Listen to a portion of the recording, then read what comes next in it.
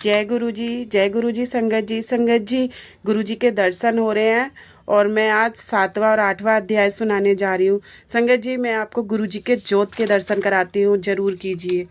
संगत जी देखिए, गुरु जी की जोत में फूल बन रहे हैं और देखो संगत जी इसमें क्या बन रहा है गुरु जी की जोत में। जय गुरु जी। आज साक्षात फूल के दर्शन हो रहे हैं संगत जी, सभी कीजिए।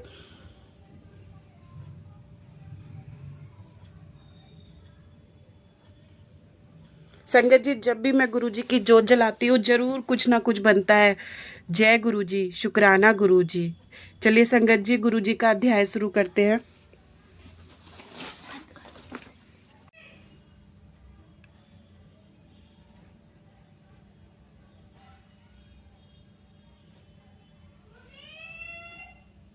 जय गुरु जी, जय गुरु जी। संगत जी देखिए, संगत जी गुरु जी की जोत के दर्शन हो रहे हैं, उसमें कमल का फूल बनता हुआ दिख रहा है। देखिए संगत जी, गुरु जी की जोत में फूल के दर्शन हो रहे हैं। जय गुरु जी। संगत जी दिखा अपने जोत में जब भी मैं जोत जलाती हूँ गुरु जी का फूल बनता है, कभी त्रिशूल बनते हैं, ऐसे फूल बनते हैं। जय गुरु जी। संगत जी देखिए गुरु जी के दर्शन हो रहे हैं और अब मैं गुरु जी का अध्याय सुनाने जा रही हूँ, 7वां और 8वां। जय गुरु जी। जी संध्या की आत्मा हुति उसका आनंदती के रूप में नवी अवतरणीय होकर मुनिवर वशिष्ठ के साथ विवाह करना, ब्रह्मा जी का रुद्र के विवाह के लिए प्रयत्न और चिंता तथा भगवान विष्णु का उन्हें शिवा की आराधना के लिए उपदेश देकर चिंता मुक्त करना। जय गुरु जी। ब्रह्मा जी कहते हैं, नारद जब वर देकर भगवान शंकर अंतर्ध्यान हो गए तब संध्या की उसी स्थान पर गई ही जहाँ मुनि मेघातिथि यज्ञ कर रहे थे। भगवान शंकर की कृपा से उसे किसी ने वहां नहीं देखा। उसने उस तेजस्विनी ब्रह्मचारिणी का स्मरण किया जिससे उसके लिए तपस्या की विधि का उपदेश दिया था। महामुने पूर्व काल में महर्षि वशिष्ठ ने मुझ पर प्रेमष्ठी की आज्ञा से एक तेजस्वी ब्रह्मचारी का वेश धारण करके उसे तपस्या करने के लिए उपयोगिक नियमों का उपदेश दिया था। संध्या अपने को तपस्या का उपदेश देने वाले उन्हीं ब्रह्मचारी ब्रह्मा वशिष्ठ को पति रूप में मन में रखकर उस महायज्ञ में प्रज्वलित अग्नि के समीप गई। उस समय भगवान शंकर की कृपा से मुनियों ने उसे नहीं देखा। ब्रह्मा जी की वह पुत्री बड़े हर्ष के साथ उस अग्नि में वशिष्ठ प्रविष्ट हो गई। उसका प्रौढ़ाशय में शरीर तत्काल गंध हो गया। उस प्रौढ़ासन की लक्षित गंधक सब ओर फैल गई। अग्नि के भगवान शंकर की आज्ञा से उसके सुरवर्णन जैसे शरीर को जलाकर शुद्ध करके पुण्य सूर्य मंडल में पहुंचा दिया। तब सूर्य ने पितरों और देवताओं की तृप्ति के लिए उसे 2 भागों में विभक्त करके अपने रथ में स्थापित कर लिया। मुनिवर उसके शरीर का ऊपरी भाग प्रातः संध्या हुआ, जो दिन और रात के बीच में पड़ने वाली आधी संध्या है, तथा उनके शरीर का शेष भाग साय संध्या हुआ, जो दिन और रात के मध्यम में होने वाली अंतिम संध्या के साय संध्या सदा ही पितरों के प्रसन्नता प्रदान करने वाली होती है। सूर्य उदय से पहले जब अरुणोदय हो, प्राचीन के शिक्षित जब में लीला प्राची के क्षितिज में लीला छा जाए तब प्राय संध्या प्रकट होती है, जो देवताओं को प्रसन्न करने वाली है। जब लाल कमल के समान सूर्य अस्त हो जाते हैं उसी समय सदा साय संध्या का उदय होता है, जो पितरों को आनंद प्रदान करने वाली है। परम दयालु भगवान शिव ने उसके मन सहित प्राणों को दिव्य शरीर से युक्त देहारी बना दिया।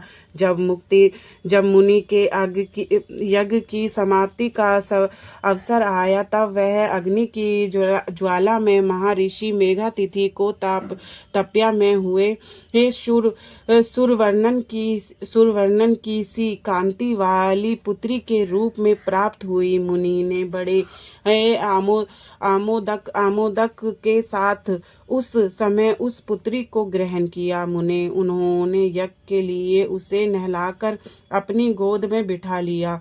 शिष्यों ने घिरे हुए महामुनि मेघातिथि को वहां बड़ा आनंद प्राप्त हुआ। उसे उसका नाम अरुंधति रखा। वह किसी भी कारण से धर्म का अवरोध नहीं करती थी, अतः उसी गुणों के कारण उसने स्वयं यह त्रिभुवन विख्यात नाम प्राप्त किया। देवर्षि यज्ञ को समाप्त करके कृत्य हो वह मुनि पुत्री की प्राप्ति होने से बहुत प्रसन्न थे और अपने शिष्यों के साथ आश्रम में रहकर सदा उसी का लालन पालन करते थे। देवी अरुंधति चंद्रभाग नदी के तट पर तपसारण्य के भीतर मुनिवर मेघातिथि के उस आश्रम में धीरे धीरे बड़ी होने लगी। जब वह विवाह के योग्य हो गई, तब मैंने विष्णु तथा महेश्वर ने मिलकर मुझ ब्राह्मण के पुत्री वशिष्ठ के साथ उसका विवाह करा दिया। ब्रह्मा, विष्णु और तथा महेश्वर हाथों से निकले हुए जल से सिरपा आदि 7 परम पवित्र नदियों में उत्पन्न हुई। मुने मेघातिथि की पुत्री महासाध्वी अरुंधति समस्त पवित्र पतिव्रताओं में से श्रेष्ठ थी। वह महर्षि वशिष्ठ को पति रूप में पाकर उसके साथ बड़ी शोभा पाने लगी। उससे शक्ति आदि शुभ एवं श्रेष्ठ पुत्र उत्पन्न हुए। मुनि श्रेष्ठ वह प्रियतः पति वशिष्ठ को पाकर विशेष शोभा पाने लगी। मुनि सिमोर मने ऋषु मने, इस प्रकार मैंने तुम्हारे सक्षम संध्या के पवित्र चरित्र का वर्णन किया है, जो समस्त कामनाओं के फलों को देने वाला है, परम वाचन और दिव्य है, जो स्त्री या शुभ व्रत का आचरण करने वाला है। पुरुष इस प्रसंग को सुनता है, वह संपूर्ण कामनाओं को प्राप्त कर लेता है। इसमें अन्यथा विचार करने की आवश्यकता नहीं है। प्रजापति ब्रह्मा जी की यह बात सुनकर नारद जी का मन प्रसन्न हो गया और वह इस प्रकार बोले। नारद जी ने कहा, ब्रह्मा, आपने अरुंधति की तथा पूर्ण जन्म के उसी स्वरूप भूता संध्या की बड़ी उत्तम दिव्य कथा सुनाई है, जो शिव भक्ति की वृद्धि करने वाली है। धर्मज्ञ, अब आप भगवान शिव के उस परम पवित्र चरित्र का वर्णन कीजिए, जो दूसरों के पापों का विनाश करने वाला है, उत्तम एवं मंगलदायक है। जब कामदेव रति से विवाह करके हर्षपूर्वक चला गया, दक्ष आदि अन्य मुनि जब भी अपने अपने स्थान पधारे और जब संध्या तपस्या करने के लिए चली गई थी, उसके बाद वहाँ क्या हुआ? जय गुरु जी, शुक्राना गुरु जी।